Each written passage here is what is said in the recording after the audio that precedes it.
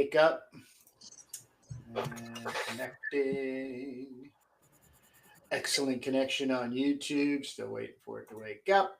And here we go with Instagram and YouTube. We are live, Jake. Good morning and happy spring break to you, my friend. Hello, everybody. Happy Easter, happy Passover, happy Good Friday, happy Good Monday, whatever, all that. Hi, everybody. Welcome to another episode of Making Turbo Pit Fighter. This is a bonus episode because it's spring break and we're doing this on a weekday. So we'll be back on Sunday, but no worries. We kind of fell behind last episode anyway because we promised that we were going to keep current with our end of the world timeline, and we didn't go over the next character. So that's not going to be Hellclaw. It's going to be the character right next to her on the timeline, which is going to be Esoterra. So stay tuned for that eventuality. Here's Esoterra here. And this is also the characters that we are submitting to Ken Landgraf in a 6-page script. The group is called the Casualties. You know, I used to love the Defenders comics so much. I don't know why they got me so deeply, but you know, ever since I can remember 20-cent Defenders, it was like Doctor Strange, the Hulk, and who else? I think the Submariner. It was Black Knight was a part of that. Valkyrie and the Black Knight. Right, Valkyrie. But then, by the time I was really watching it, really a super fan. It was Nighthawk and Hellcat, and you might see an influence on me with Hellclaw, guilty as charged, because Hellcat, I used to have dreams about her when I was a young little shaver. Young pup. When I was too young to know better. Anyway, so these are the roughs for the 6-pager, and if anybody wants to hear what's in the crazy mind of as we're scripting this, we went over the 6-pager and most of the dialogue in the last episode, right? Yep. So there's that. There's this now, which is back to doing rough layouts of Turbo Pit Fighter number 2. This is page 24, amazingly. But I had that dilemma where I ran out of the good comic paper, Strathmore comic paper, so I got a new pad of comic paper, and it wasn't the same dimensions exactly. It was off by maybe 3, 4, 5%, something like that. I don't know why we have 2 different dimensions of professional comic paper going on, but I'm going to have to stick with what I had because I already have most of the book laid out, 23 pages. So Kurt had a good idea. Why don't I just order a new pad of the other brand? And I think I'm going to do that. The reason I didn't is because I think I have a pad of it at school, but I don't go back. Yeah, but I don't go back to school until the next Monday. So I could have it by Sunday if I order it now. Plus, it's the school's property, and I can't really take it. So what I was going to do is I was going to switch this with the. I mean, nobody really does comics in my school unless I do it. I lay out the pencils and then the kids do the ink. I have given away comic paper to really good, talented kids, but I give the deleter paper. I don't give this stuff. You know the deleter paper, right? The manga? Yeah, the manga paper. Yeah, that stuff is great. Manga paper. I've never worked on it. It's just too small for me. It's just a little thinner. Yeah, I mean, there's also different, variations of that, but they have it on Amazon and I bought a ton of it when I was in Tokyo in 2000, what, 1999 or 2000, and I finally used it up, so I had to buy some more. I bought so much. I bought the high tech pens, these, and I bought the deleter paper, and you can order from this department store in Tokyo called Tokyo Hands, and you can still get the greatest stuff. I don't know if they have any English on the website. Um, so yeah, I also found this other package I had of loose Strathmore comic paper. I'll show you in a sec. Here we go. And I could use this. And this It's the was same size, right?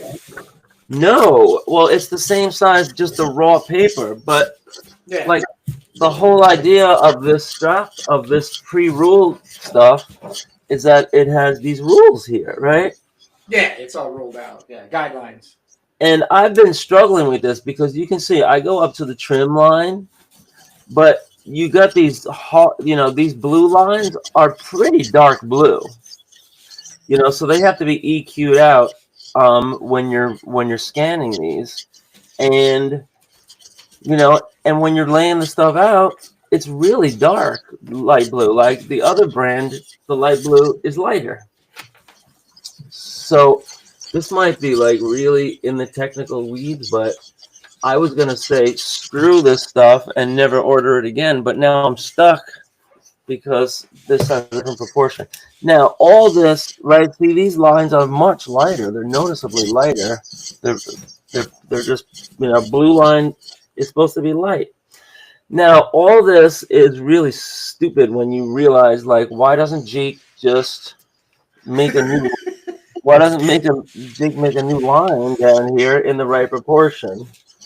So I could do that, and I think I'm going to. This is 15 inches by 9 7/8. So I would just have to, get the right proportion here of the trim line, because the size is a little bigger, but that doesn't matter. It's the ratio. It's not the size; it's the ratio. So for that reason, yeah, this is weird. When you buy this pad, 24 sheets of Strathmore Bristol, and the paper is really nice. It's smooth Bristol, because there's also a vellum Bristol you can buy, and so the paper is great. But this has no markings on it whatsoever, and it's not a pad; it's just loose paper. So people might want to buy this, and then just cut yourself one of these one time, so that you have the right proportion. This is just a piece of vinyl, or you could cut it out of a piece of cardboard or whatever. You could even like just take a big piece of paper and just cut a window in it with an X-Acto knife, and it has the right proportion. But the reason I made this is so that I could have it as big as possible and still have the right ratio, because this goes almost to the edge of a piece of 1117 paper. It's just like maybe like not even a quarter inch all around, and this way you can draw as big as possible and still have the right ratio. So as long as you have as long as you're on that diagonal line, it's all good in the hood. Your end point is on the same diagonal line. That goes from here to here, and you can draw at any point on that diagonal and keep your proportions. So I got Turbo Pit Fighter coming over the hill with Trophy Girl and the robot in the van after defeating all the marauders.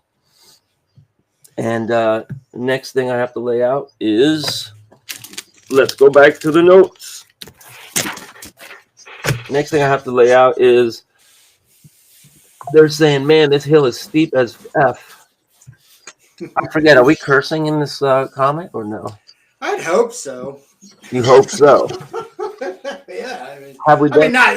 I don't. I'm not a huge cursor, but you know, if you're going to throw something like that phrase, which as fuck goes, then Are we just do doing it. it? Have we done it so far? Um, hmm. Maybe it's a conscious decision because I know. About a year ago, you were very anxious about your students getting a hold of a copy of your comic, or you know what I mean, students in like general, yeah, just yeah, like yeah, it just 11-year-old kids younger. that aren't, that's not that they shouldn't. I mean, we They do have. shouldn't hear that word or use that word. No, they shouldn't buy a comic that has those words. You would think parents Yeah, I would don't. like that. Oh, I don't have kids, so I know you're a teacher and you have kids, so you have your world is all tied into that. But I learned all my curse words from my father mowing the lawn, so right. I'm not, and I was like 11 or 12 years old, so I mean, let's not it kid I each think other. if it's my only point is if it's used in what I would say within the structure of a story and the motif we're in, the genre we're in, it kind of also becomes expected. Like if you're selling a post-apocalyptic comic book and the world is off its keister, then and nobody's cursing, then I don't know how dangerous a book that's going to be, but I don't know. Right. I don't know. Well, So we already have toplessness, so that forego. I mean, so we might as well. you said it, not me, and you drew it, not me. So Yeah, but I was also thinking that it's only one or two panels in the whole book, and we could very easily cover that up in well, addition. there's a If we, version. There is a version, and once again, this goes to my variant version. There's nothing stopping us from having a PG-13 version of the comic, a rated R version of the comic, a rated X version of the comic. There's nothing stopping us. There's no guardrails that I live within making a comic book that says once the pages are complete, the comic book is complete. It doesn't. It doesn't exist in my world, Jake. I mean, for you, it can, but there's nothing stopping me from adding another page to my version of Turbo Pit Fighter. Now, I wouldn't do it without your knowing, and your consideration. But I do remember us talking about two versions: a pasties on the nipple version, and a rated R, or whatever that would be. well, not pasty. Language could also become a part of that PG-13R or whatever it is thing we're doing. Right, it wasn't pasties. It was like a rag or whatever. Like, Oh yeah. I mean, that covering that you're showing right now, she would just have the covering up. Um, so this brings up an interesting article I ran into, and I forget where I saw it because there's not too many like comic news magazines out there besides like Bleeding Cool that I know Bleeding of. Cool, yeah. But somebody, you know what I saw? I saw it on Substack. So somebody, and I'm sorry if I'm not crediting them because I don't remember who it was, but somebody did an analysis, and the question was, what is the most popular, best-selling genre or subgenre of comics on Kickstarter? And they looked at all the Kickstarters going back years, and they graphed out which ones were most popular. And the subgenres being like superhero, sci-fi, fantasy, manga, furry animal, slice of life. They had different categories there.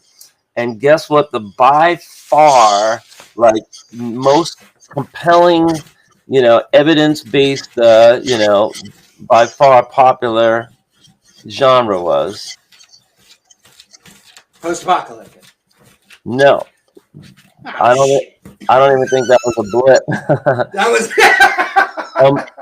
Because I don't know how many were offered. I'm sure it's not. The most popular genre was not safe for work, and That's a genre? Well, How is that a genre? How is that a genre? they had to make it a category because within whatever, you could be superhero, you could be fantasy, you could be whatever, but you have to label it as such on the platform. And So so can I interrupt real quick? Like, my brain's just sort of hurting right now. So what it's saying is not safe for work. Let's say booby art, basically showing off, um, you know, breasts, usually large. There, people will buy more comic books, no matter what the actual subgenre is, whether it's superhero, manga, post-apocalyptic. If it's not safe for work and it's got some decently sized and rendered boobies in it, is that cutting to the chase? Do I have that um, right? yeah, it's a great little article to read. Within the not safe for You got to work send it to me. genre, you have the subcategories of light nudity, full nudity, and then graphic, X-rated, stuff. And usually it's just like a variant cover, really. Some Now books. there's a couple of people I follow just because I want to see how well they do in their funding and the way they promote and stuff. And inside the book there is booby, but once again, there's two versions sometimes of the book. There's one where, because it's digitally rendered, you can just put a top on the girls, and so they're not topless. And then that's a more I don't know. I don't purchase comics based on that. Once again, I'm not saying I wouldn't purchase something based on nudity, but at the same time, I think it's curious. Now I'm burning with curiosity, Jake, on really what not suitable for work really means in selling a comic book. Like, there was nothing mentioned in the article about like the parameters of what is that? What is that? Because that would be, and that would also be Kickstarter itself. They might actually have, well, they most definitely have like you can and can't sell, perversity within the structure of, and then list it. And then they find the way around it, and they're selling $40,000 worth of comic books or doing a $40,000 Kickstarter, for 200 people, 200 to 300 people who want all the variant covers and the booby, whatever. It's interesting. Well, it's very interesting. right. I mean, is your question because you're not sure if we would be considered NSFW? We have some, very light, community. This is like, would heavy metal be? I'm curious about this. SEO is a very strong indicator of categorizing you in any search engine. Any search engine on the planet categorizes you by the words you associate yourself with. If we started putting in the title and basically all of the things for our YouTube channel, NSFW, we would attract that crowd, but my greater concern would be disappointing that crowd. There's nothing worse in SEO than you trying to pander to a popular trending tag word and not meeting it and sending all these people to basically, a scam. Yeah, clickbait scam. And so then, and there's even times where if enough people jump off of a search of yours, like they land on you for a search, Google, or most definitely what they do is they'll send you, or they'll put a pop-up asking you, was this page relevant to your search? And if you get enough of them, you get dinged heavily. That means you are put way down on the bottom of the search criteria when those words or that word or that combination of words within the individual search you didn't meet the criteria. So I'm super interested, and I'm actually writing down right now to look up NSFW comics and kind of use that, because I don't know. You asking me the question is just as much in the dark as me me asking you. And I think it's something we should lean into. Not lean, excuse me, look into, as whether we are and should have ourselves in that category, because it sounds like it's category. Okay, here it is. Kevin Laporte, and he's got a Substack called The Comics Crowd. And he has the headline, NSFW, not safe for work, comics double the average funding of all genres on Kickstarter. So I remember I set this up a little bit inaccurately, but as if there was any doubt, he showed, so he looked at over 100 launches, maybe about 150 launches of comics in the last whatever, and the total number of backers for NSFW is $816,000 committed, and the next closest is Action Adventure with 203K, and then we go to Sci-fi. 800K to 200K. Yeah, that's the gap. Then you go to then you go to fantasy, which is 124K. Then you go to sci-fi, which is 100K. Oh no, sorry, horror, which is 165K. Then down to fantasy, 124K. Then sci-fi, 100K, and then finally down at the bottom, superhero, 46K. The least popular of the, and so the genres that he lists are action, adventure, fantasy, horror. Oh, you know what? I could just share. Let me just share my screen. Oh, you're right. so nice. I remembered that we can do that now. Share screen. Let's take this conversation into Substack, and I got to click that. Then I click this. Okay. Now, when we do this. Here we go. And Kevin Laporte sounds like a familiar name, but this came out in 2025. It just came out 2 days ago, so that's why I got it in my mail feed. And here is the graph, or here is the data of this analysis that he did. This goes back. He doesn't say. NSFW, this answers my question. NSFW is a genre of comics. It just needs to be defined. It needs to be defined though. Yeah, like, does right. That just means boobies? Like that's what NSFW means? Right. So here's the average funding per launch. That's a fair question. But I'm sure he explains this. Can you send me a link of that? Can you send me the link to that? Please? Sure. Thank you.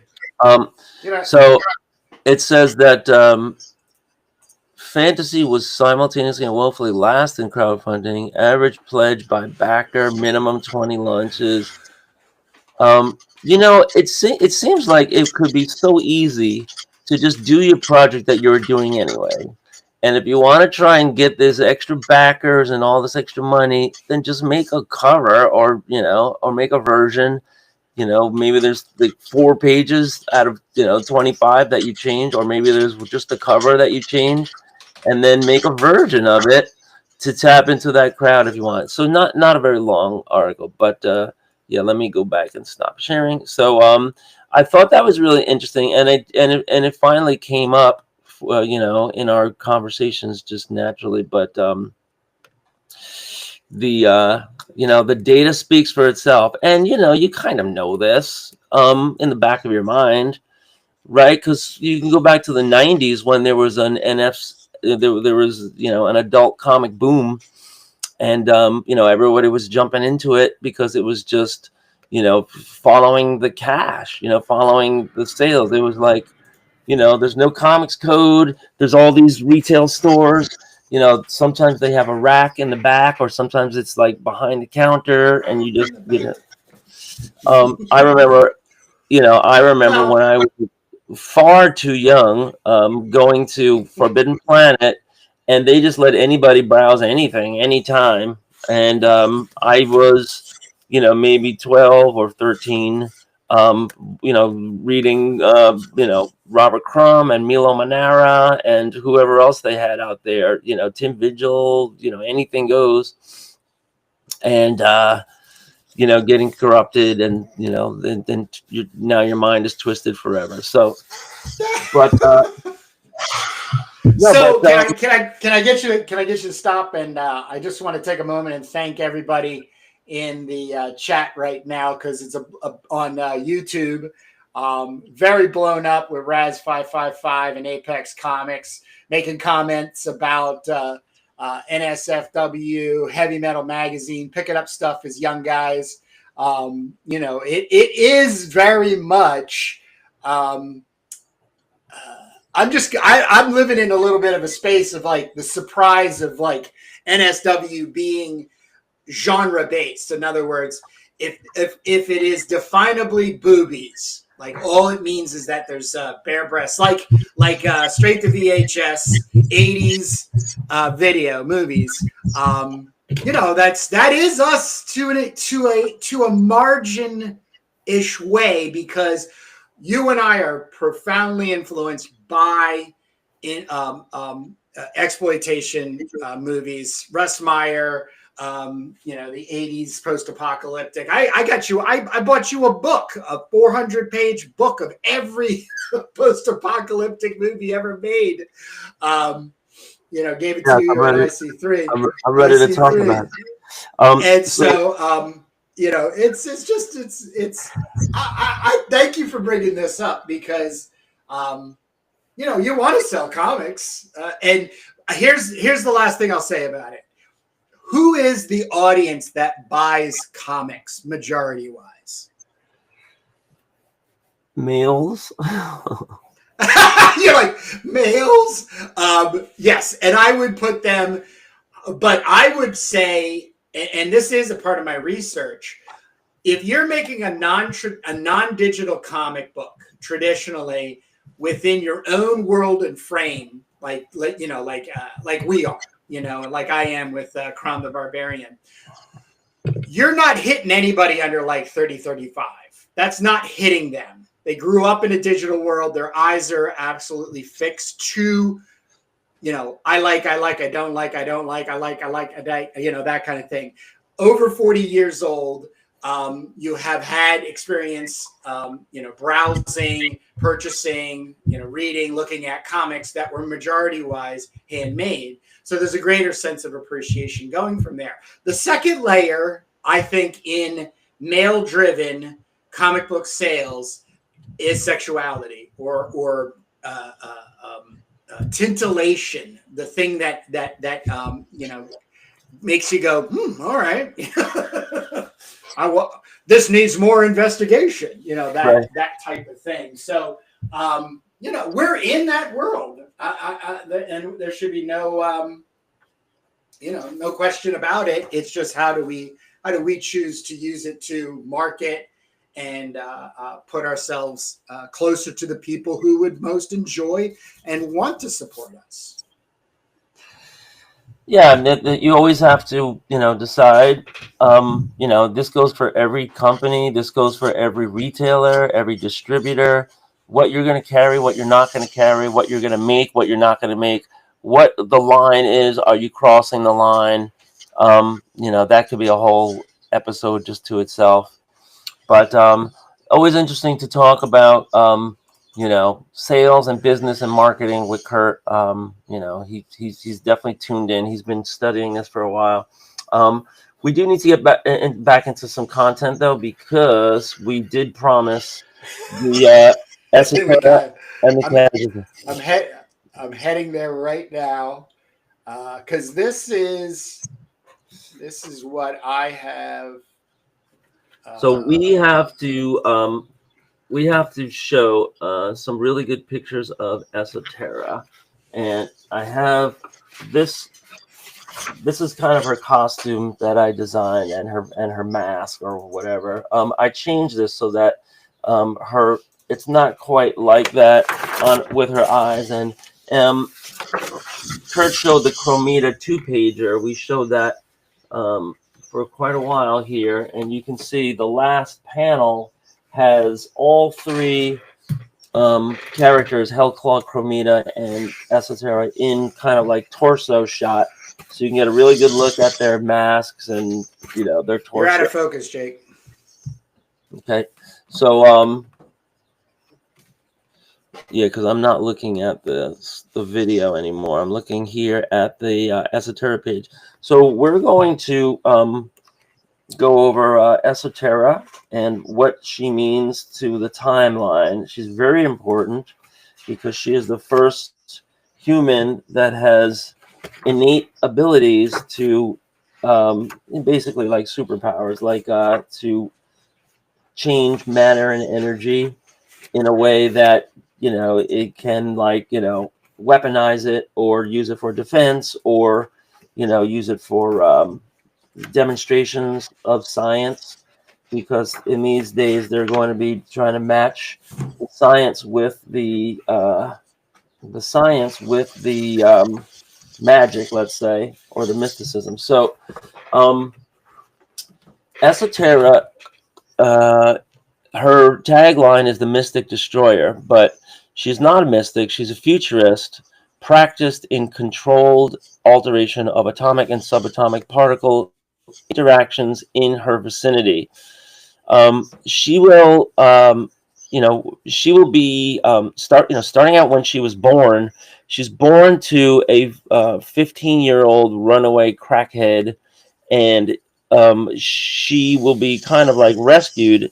Actually, the moment that she is rescued from that life, from her unstable mother, is the moment that the unseen hand guides two scientists to find her, and we have that all spelled out in an installment on our Substack. So go to the Doom Mag Substack, and you can get that whole story for free with illustrations about how baby Esoterra was found, and from the perspective of the mom, Madeline Terra.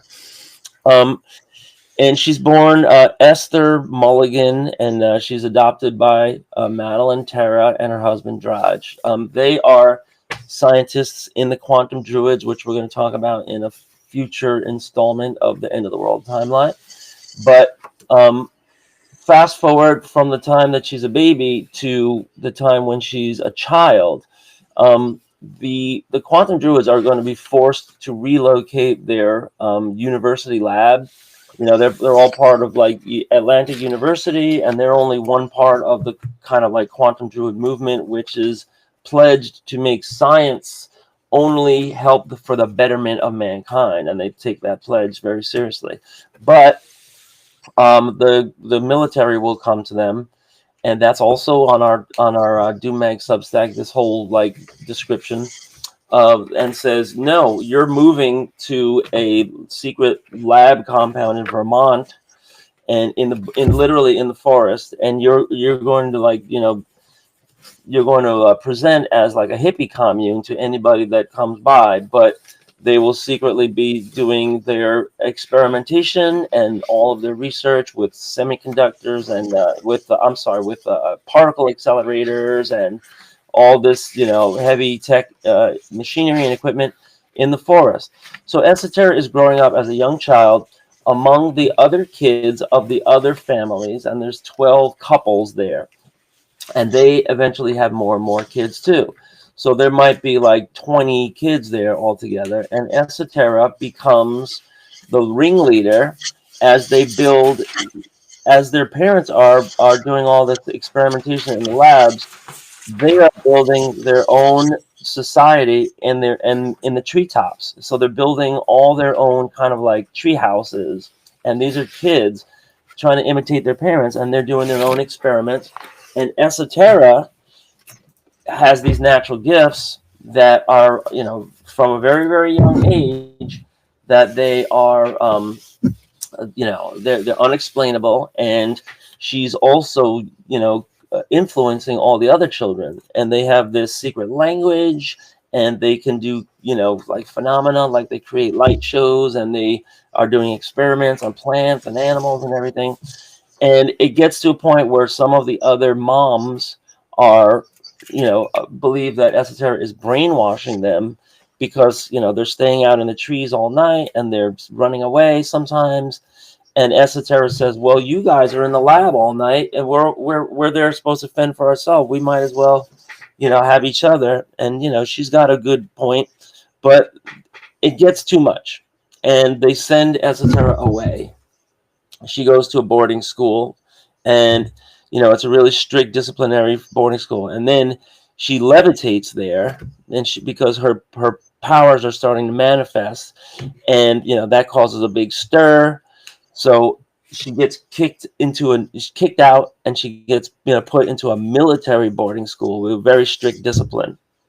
And there is when she really gets serious, academically, and she also starts learning, the art of military warfare and the history of military and everything. And she really applies herself. The whole time she's still in contact with her peers, because they have communication networks set up that are using the psychic astral plane. And so they're basically thwarting, the parents who are trying to keep them apart anyway. But then we're going to fast forward to Esoteric when she's an adult. She's going to be in graduate school, and and she has these abilities that cause a stir in the university. There's leaked videos of her levitating. There's, leaked videos of her doing, manipulation of matter and energy, telekinesis, you name it. And so they call her a witch. They call her a fraud. And, they're hunting her down. The U.S. government gets involved again. They want to monitor her. They say she can't travel, but she gets paired with a prize-winning scientist who was a kind of a mentee of Esoteric's father, who was also a scientist, Draj. And her name is Dr. Alexandra Leowak. And together they start discovering all of this crazy stuff, which is is laid out on the Substack. It should all be there already. And we explain all their research into anomalies and tardigrades and quantum tunneling, quantum entanglement. And they're trying to explain what Esoteric is able to do scientifically, but they can't really. And that's when Esoteric, by the time Esoteric turns 24, she decides that she's going to go public, and she does a TED talk, because she believes that there's others out there like her that just haven't, developed their abilities, and she wants to find them before the human traffickers find them. And so this is where we're going to set up, the marauders, the bad guys, who are also have, some mild abilities to conjure and to manipulate matter and energy, but not as much. Esoteric is most profoundly the most, like, um, you know, obvious example of being able to control it, being able to, use it for, whatever she wants. And, levitating is basically like flying, and, those are like serious powers that you can't deny. So Bruno Marauder is part of the story because he's going to be the bad guy. But Hellclaw is going to be one of the team partners for the casualties when she meets Esoteric during her TED Talk. The TED Talk is going to be a cool installment because it's going to go south. There's going to be some protesters there, and that leads to violence. And, it's all manipulated by the Dehuberdins and by the Marauders to try to make it go south. But Hellclaw comes forward out of, like, the masses who are all there trying to meet Esoteric, and actually saves the day. And, before she even meets Esoteric formally. And then, they become a duo from there on. Also, Esoteric, here are the very first sketches I ever made. These are on the Substack of Esoteric. Also, there's going to be Chromita, the She-Bot who builds herself, and the unseen hand is the one that kind of sets that whole thing up, so that Esoterra will be the beneficiary. Chromita will be building herself to assist Esoterra and to become not just a supercomputer, quantum computer brain, but also to have all of these abilities, kind of like Machine Man or Jocasta. She'll be a robotized, super heroine or whatever that is part of the casualties team. Oh, here's the picture I wanted to find. Um, so this also doesn't really. I think I'm gonna fix this right now, right here. Because her mask is a little bit different. The black parts intersect the eyes; they don't cover the eyes. So I'm gonna fix that. Um, so it's going to be basically, when they're adults, it's going to be the casualties: Esoterra, Hellclaw, and Chromita versus the Dehubritans and the Marauders, and it's like a race all the time to find the glowers before they do. And antics will ensue. There'll be a lot of great adventures, and we start to show that a little bit in the Chromita 2-pager, but it'll go on like that. And then also the 6-pager that we just did for Ken is an extension of that as well, because they're trying to abduct Charvel. Charvel is a significant glower because she's got potential for enhancement, and Bruno Marauder wants to mate with her, and Esoterra wants to just train her and help her understand her gifts. And then of course, if we're going to go through the whole life cycle, Esoterra will get older. She will eventually create her own baby. She will have 10 miscarriages. There is going to be a boyfriend who gets killed, and she's going to get impregnated, but eventually it'll just be artificial, impregnation. But on the 11th try, baby Elevena will be born, and she will be born with such incredible gifts that her intellect will surpass, any child or adult. And it was like that on purpose, because Esoterra needs somebody to figure out scientifically what her abilities mean and how to reproduce that. So Elevena is brought up by robots in a lab, and we'll go over Elevena 2222 in a different installment of this, but it matters because as soon as Elevena starts enhancing humans, that's when we're going to be forming the super squadron known as the Rectifiers, all female super squadron of muscular and or tall women that rescue glowers and other resistance people, as the fight with the Dehubritans ratchets up ever more as you get closer to 2222, the year 2222. Things just get more and more intense, and so these are just the years leading up to that. And that is and so Esoterra is going to meet her end at some point, but she is going to kill Dr. Bruno at some point.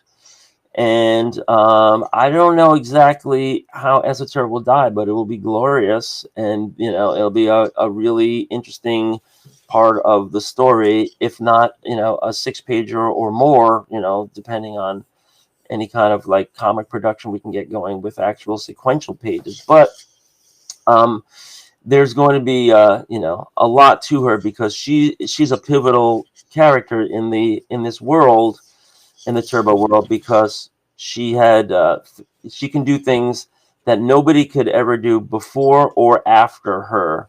And it was only when Elevena can figure out scientifically how to enhance humans that you even get close to that. But by the time Turbo's alive, there's not going to be anyone that can do exactly, that can manipulate matter or energy anymore. It's just going to be, enhance people like Well, yeah. I always think of it like all of this end of the world timeline storytelling is the mythological basis for why things are happening. In other words, as much as you're specifically and emphatically stating these pieces of information and these characters, and you say something to the extent of like she dies and has a boyfriend and then kills this person and stuff like that, we're in process of making.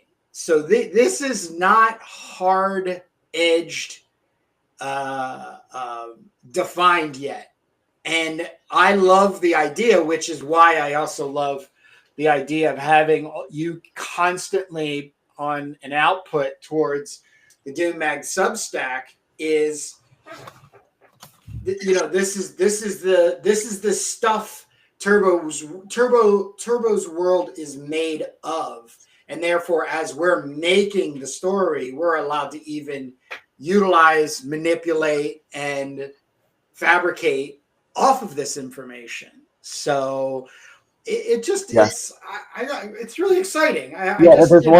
There's also one more aspect of Esoterra, because I like the term post superhero, because I was inspired to kind of blend the world of the Casualties with the world of Turbo, by making Elevena a character in Turbo while Turbo's alive. But Esoterra will kind of predate that. And I like the term post superhero, because what'll happen is, there's really only her and Hellclaw that have these powers, and a couple of other glowers that have like limited powers in this world, and all these kids that they try to find. But, Esoterra is going to be like deified by some people, and she will have her followers, Esoterra devotees, that all try to, enhance their own kind of capabilities. They'll like meditate, and they'll have like crystals and rocks, and there'll be all these people, that kind of see her as hope that they too can, manifest powers. And we'll see that in the story of Wee Lu, which is a 6-pager that we already made, and that's on the Substack. But it's also, the fact that she's deified means that she is going to become, kind of like a pop culture reference for good and evil and everything in between. And there's going to be like, people that sell super, like a real myth, like the things I love about Sword and Sorcery as a storytelling form is when you really go back to, like, especially like the Eddas and the Vinland sagas of like Viking age stuff. These heroes are not without an incredible amount of fault and a lot of like unresolved issues within their own lives, and then their children, sons and daughters, take them upon themselves. Reminder, Jake, could come in right now, is that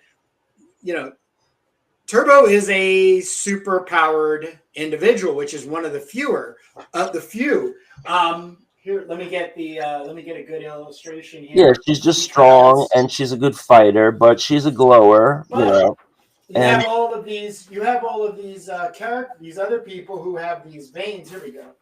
So you have everybody else is sort of living with these veins popping in their faces, which they're without any superpowers. So they almost come to by design require some type of hero, flawed or otherwise. Right.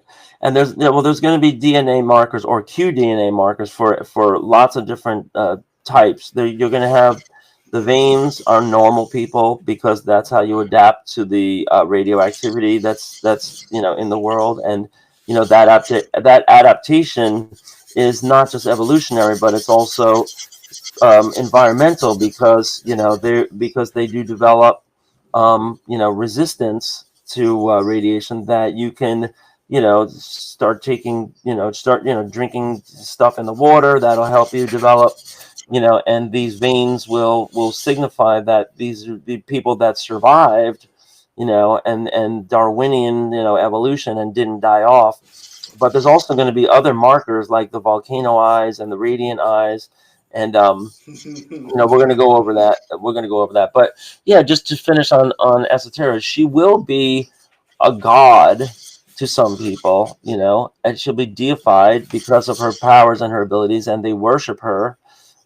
She will be a superhero to some people, because there's going to be like people that dress up like her in costumes and fancy themselves, like inspired by her, and and basically they're just like charlatans that are just trying to make money at carnivals and stuff like that. And then there'll be the real Esoterra who goes underground, um, for most of her adult life, because she realizes that if any bad guy gets any of her DNA, they can backwards map it and they can try to engineer, kids in a test tube, to have her superpowers, and that she cannot let that happen. At the same time, she's trying to do that with her own daughter, in her own labs. So she will go, to Europe, with the casualties, fighting, but she will have to go underground because she can't like touch a cup, otherwise somebody could get her DNA, or they can't, like either pull a hair or get a skin flake or anything like that, because she cannot let her DNA fall into anybody's hands. And yeah, there's a lot more to Esoterica, but I think we can cap it there, because people can read the Substack if you're if you want to read more. There's going to be some stuff about the science involved and the interaction of rare earth elements and radioactive elements, and that's why we have all of these little things connected to her body that I'm drawing right now. They're going to be braided into her hair, and if they're around, she'll be able to steal atoms from them as needed, and that greatly enhances her powers, and that's all going to be discovered by Dr. Leowak and her at the university when they're teamed up. So there's going to be a big science aspect to this, and Esoterica is going to realize that science is the real power, and Elavina will be a great illustration of that. She's going to basically create a child who's going to be the greatest scientist of all time, because that's what's necessary to defend humankind against what's happening with the Dehuberdins. And the Dehuberdan labs will also have their own scientists too. Like the Marauders will be scientists too, but they'll be evil scientists. So, this is something that I always try to tie back to the present moment and the current moment, because in 50 or 100 years we might crack the code for quantum physics, and we might find ways to fight diseases and extend life. And we talk about this in real life all the time, artificial, not without a profit. right? And the scientists, right? And so that's what we're seeing now. I mean, the scientists are raising money for this, and they're trying to do this so that they can make a fortune and be the first one to do it. They're not trying to do it like for give the patents to mankind or give them to the EU or anything. They're just trying to make a fortune. So we need to think about this, and whether scientists should be sharing information as it's found and publishing papers, or whether you should keep it secret.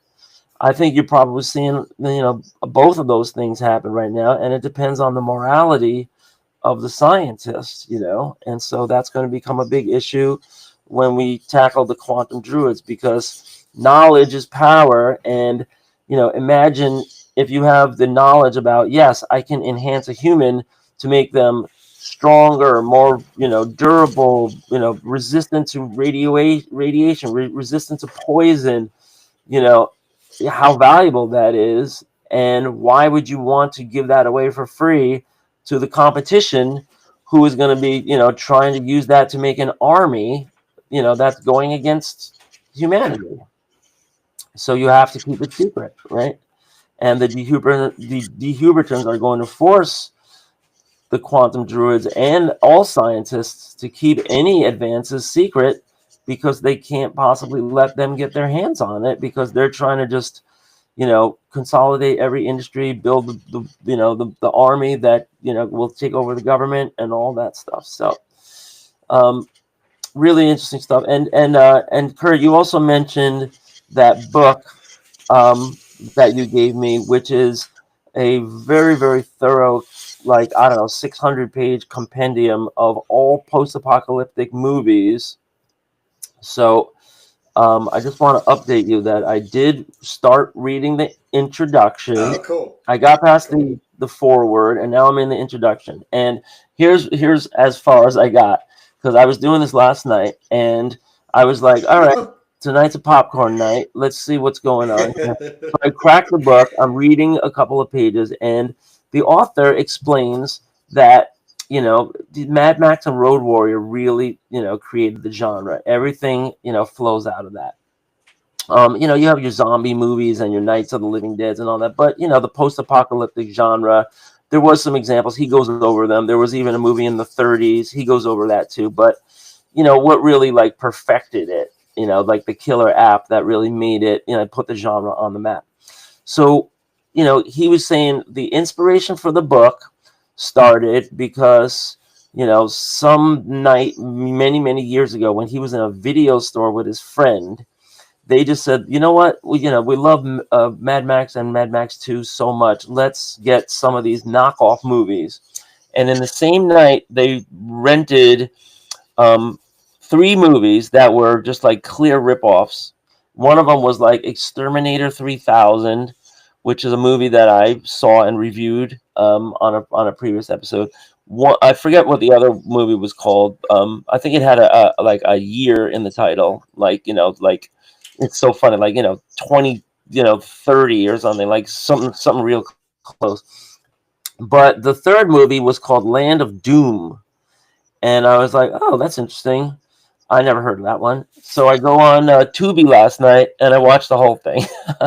So Is that good? of course not. These are low budget, but I loved it. I loved the movie. Yeah, Um, exactly.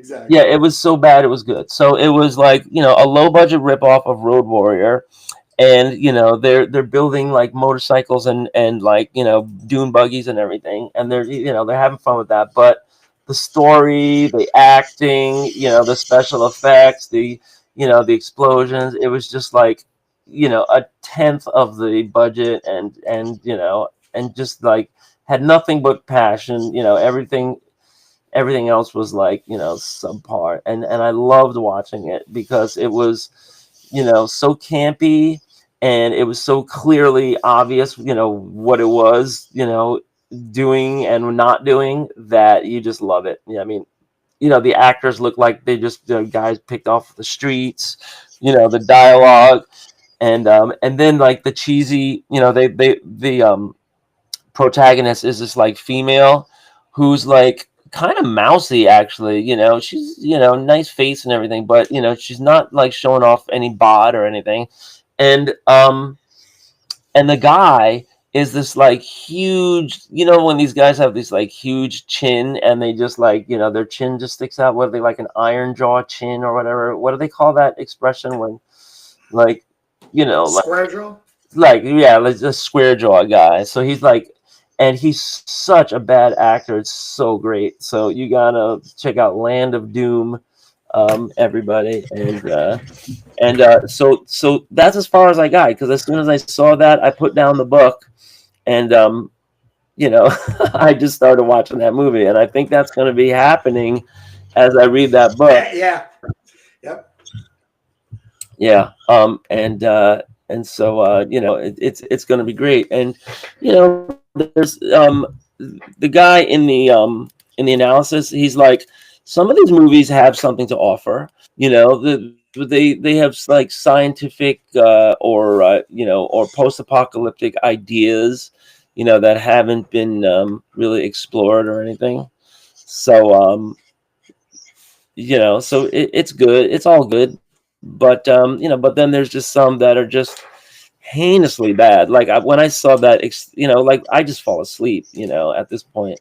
But when I saw that, like Exterminator 3000, Extermination 3000, oh my god!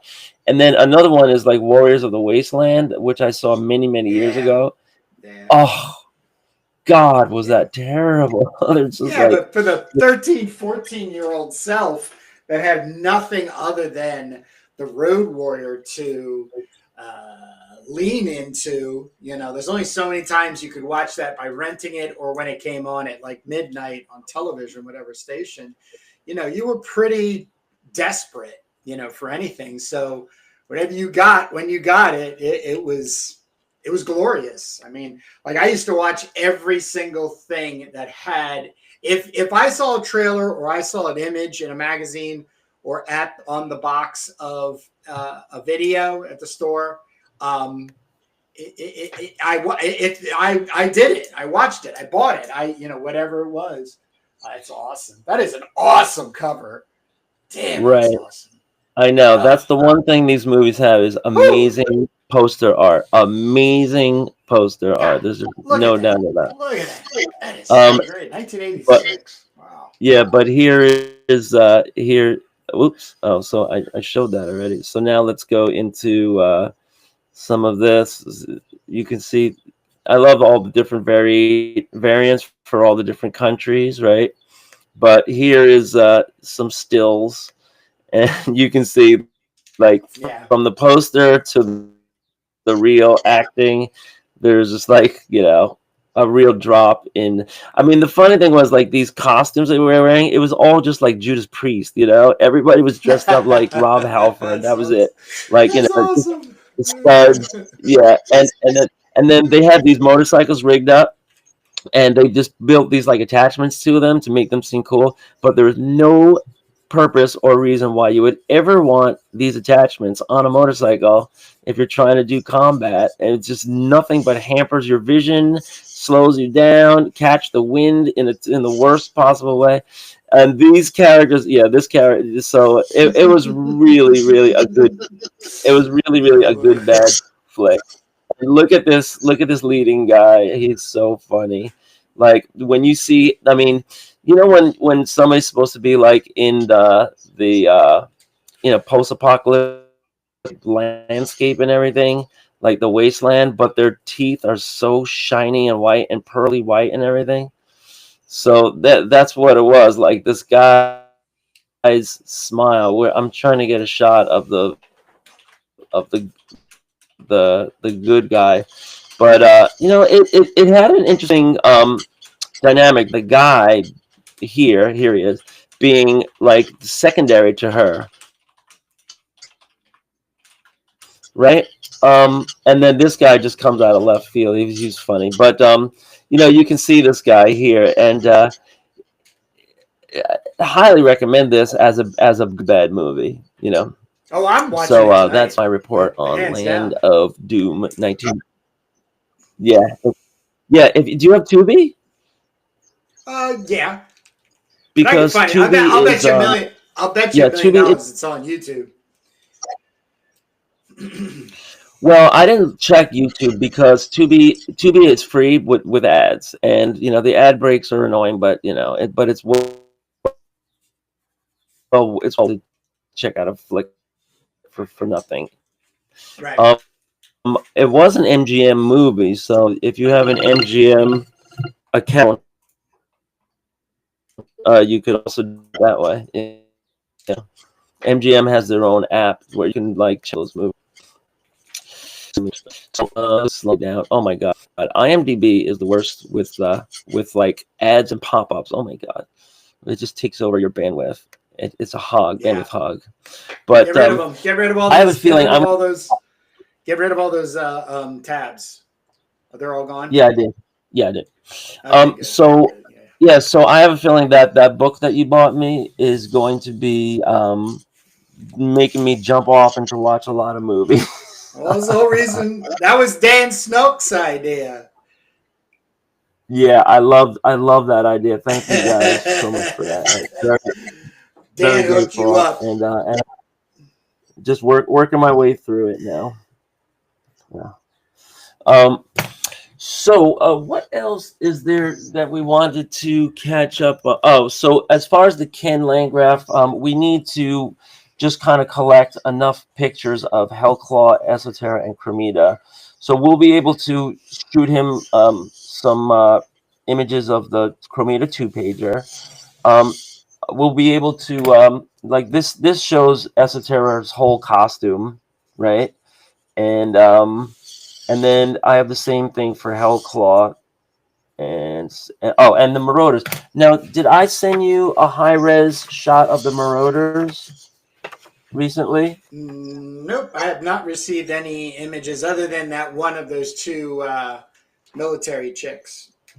Right. Okay. And yeah, that's going to be the P-bots subcategory. But I believe I took a picture of the Marauders. Then the Marauders, I'm not inking. I'm just leaving it pencils in case you want to ink it at some point. Sure. But, so yeah, so I do need to get that. I thought I shot it. I'm looking at my phone. I did not shoot it. Oh, you want to see something funny? Look, one of my students colored. I did a pencil sketch of a Hellclaw, and one of my students. This is a 7th grader, and she did a great job on this. Although she did make the mask kind of dark, but she inked it and colored it. You know, and I give my kids like the little steel pens for inking, and they love doing that stuff. So some of them, anyway. So it's good exposure for them. Yeah, I know. I hope I can get all my students into good art schools. That's the thing here in New York, is try to get, you know, if you live in New York City, try to get into a decent high school. Yeah, do you want me to run upstairs and go get that book so I can show it? Because I could also grab the we'll do it next time. All right. Well, you know what? I probably have the pad down here with the Marauders on it. Actually, now that I think about it, because I took everything downstairs anticipating this. It's on here. It's on this pad. So I'm gonna send you this right here, right now, so you have it for the Substack. And I also didn't send you Hawkwind, but Hawkwind is the next character I'm working on. And I wonder what that was inspired from. What, the name? Well, it's spelled with a Y.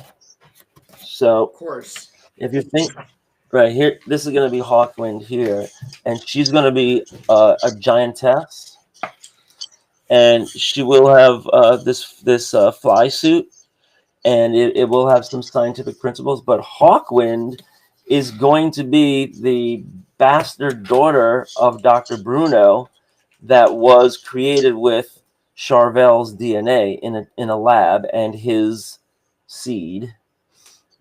What does this all say here? Reverse engineer.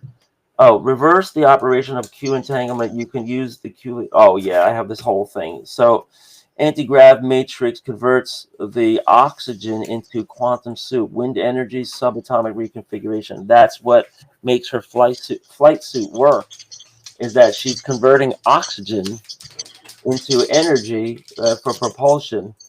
Fly away, Hawkwind. Escape your past, your origins. But where will you fly? How will you make it right? What will you say to your father's killer, Esoterra, the mystic destroyer, following the Dardwick University leak? I would have words with her. I need to tell her Elevena's secrets came to none other than Dr. Bruno through a Q resonance portal, attuned to find pattern incidences with the volcano-eye genetic coding. Q tunneling, the air resistance pioneered by Hawkwind. That's not her real name. That's her that's like her online persona, because she was a leaker.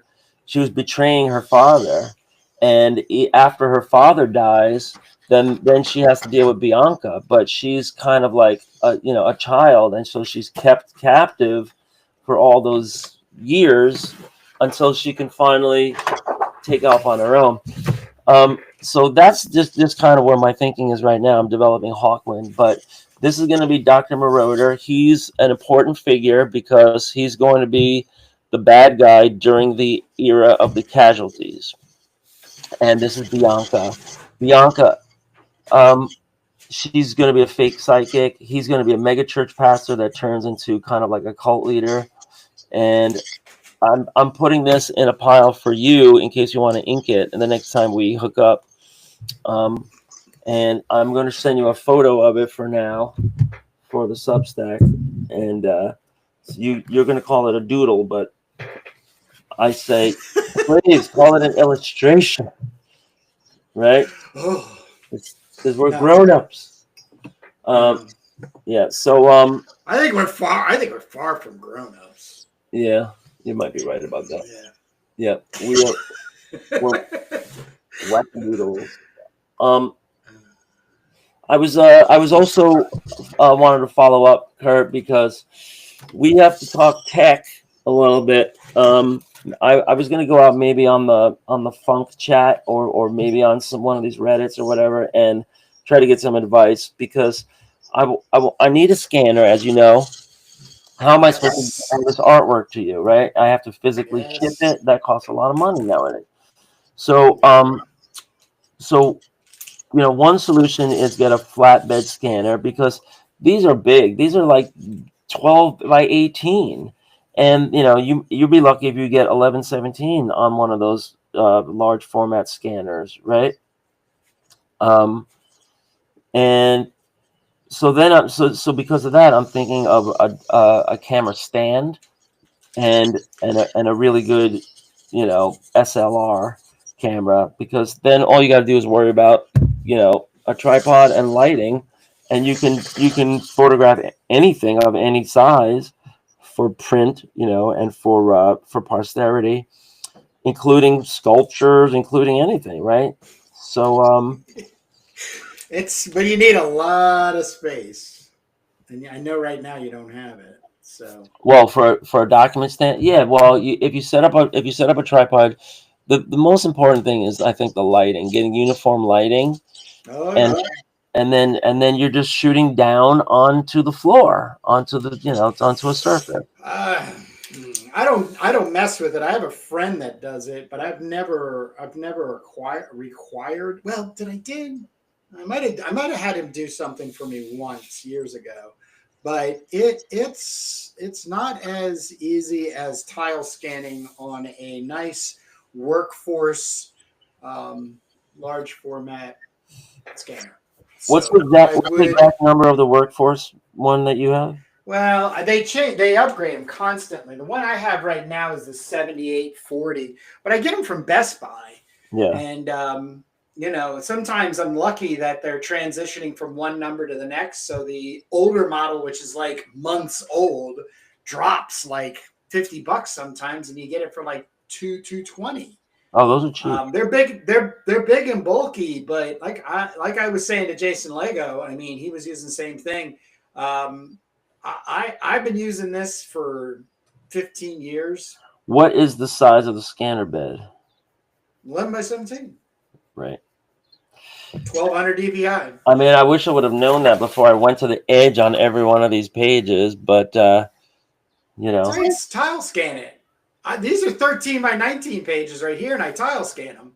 And then I have an action in Photoshop where when I put both of the scans in, and it ties them together, cuts them, and I have to align it. But as soon as it's aligned and there's one layer on top of the other, I hit this action button, and it completely. Well, that page is a no-brainer because that page has a horizontal gutter, so that's a no-brainer, right? No, I don't even use it. I just use the length between scanning the top on 11 by 17 bed, and then the bottom is 11. Right, but I'm saying you have a horizontal gutter there, so you can just scan it there and just patch the two pieces together. I see you have one little letter that overlaps. But just for this page, well, no, you made a lot of the pages. But these aren't the only things I scan, though. I mean, I scan tons of my work and all kinds of stuff. So that scanner does 11 by 17, and does it do 600 dpi? 1200. Up to 1200 dpi, and it's only 200 and change. It's 275, I think. This last time I purchased. So with shipping, it'll probably be 3 beans. over three. Don't you have a Best Buy near you? Yeah. Just hit them up. I mean, I don't know about you, but our Best Buy, I live down the street. I live 5 minutes from a Best Buy. I make the order for all my electronics. 10 minutes later, they tell me it's ready for pickup. I pull into the parking lot. I pull into the space. I pop my trunk. I tell them I'm in section 2. Somebody wheels it out, sticks it in my trunk, shuts the trunk, and I drive back. It usually takes me around 30 minutes to get my electronics. God forbid Kurt to we're, leave the we're not sponsored by contactless delivery. Best Buy, but I'm not. He's not complaining. So I'm not. So if I go that route, if I get a Epson workforce, I know others have that too. I think that's what Alex said he has, right? Yeah. Well, no, he has also Canon. I think it's like a $1,000 printer. That's what he does all of his printing on. Right. So that's what I was going to ask you, because what if I go that route, because I really need a scanner, not a printer. I have a laser printer here that's just 11 by 8.5, 11. So what kind of printing can you actually do with that? With what? With the Epson workforce. I printed out the first turbo teaser on it. Right. You have a copy of that. Right. So you're printing out what is it called? It's not laser printer. It's called dye sublimation or whatever. I think it's laser jet. Not jet. I think inkjet. It's called inkjet, right? And Yeah. you can do 1117 on that, right? With cardstock, right? Okay. Correct. So and it's only so the consumables is where they get you, right? Because it sounds cheap, $300 for a scanner printer that does all that, right? It's a loss leader for the consumables, isn't it? I guess. The only thing I would say is I have been on the lookout for one that doesn't use cartridges. Though I buy my replacement cartridges from the cheapest place I have found, which is actually Epson. And they have free shipping. And once again, they get it to me like in 3 days. So it's right, but is it the hostage printing where it tells you you're out of yellow? No. I'm not even using yellow. Oh, it doesn't do that? No. Oh, okay. No. Well, I have nothing bad to say about it. It so far has done everything for me except what you can get out of like a laser type of printing, where it's just like flat black ink. That's everybody knows the difference between laser. I'd like to get to. Yeah, the difference between laser and inkjet is that inkjet is perfectly fine for 300 dpi printing. If you wanted to print 600 dpi or 1200 dpi line art, where your little Charles Burns, pointy lines are getting, thinner and thinner and thinner, then you need a laser, but or offset or whatever. But the industrial print, if you send that out to an industrial printer nowadays, they have incredible digital presses now that can hold a fine line, and look at it under a loop. Go to your comic shop and look at it under a loop. Go get Charles Burns 8-ball or whatever.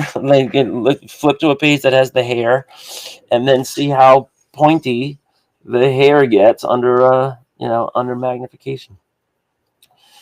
Really, really fun stuff. But talking tech, so it looks like a loop. It looks like I might do that, but a loop out. Right. Well, yeah. Do you? Please do it. Please do it. Please do it. You have a loop? No, I don't have a loop. That's right. I'll get the loop out. I haven't had a loop since like 99 or 2000. Well, a magnifying glass would do the trick. You have a magnifying glass? I don't have a magnifying glass. Why would I have a magnifying glass? What do you mean? What kind of self-respecting comic artist doesn't have a magnifying glass? I'm not that blind. Don't you want to see the quantum particles when the ink hits the paper? It's actually amazing. If you see under like an electron microscope, like what it looks like, because they study this when they're like when there's a dispute, is this an authentic signature of George Washington, Thomas Jefferson, etc. So they do all this kind of like forensic analysis, and it's really amazing to see what ink does to a paper, like a steel pen, a fountain pen dipped in ink, like scratching a channel through paper, what that looks like on the on like 600 magnification. It's amazing. It's really amazing. um but I digressed. I think we are. I think we are digressing. Once again, I just want to thank everybody on YouTube. I'm loving all the compliments, one thing, but just all of the input from fans of Ken Landgraf to fans of newsprint. It's great to see you guys there. And I was super excited when Jake said, "Hey, I've got next week off. Let's try to get together." So I made time.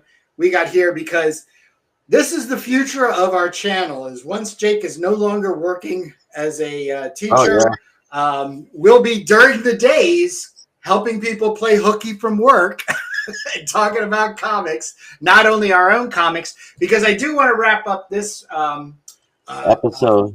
episode because we are long overdue for a comics that influence. It's about when I was up at IC3 with Jake, I emptied about 20 or so of his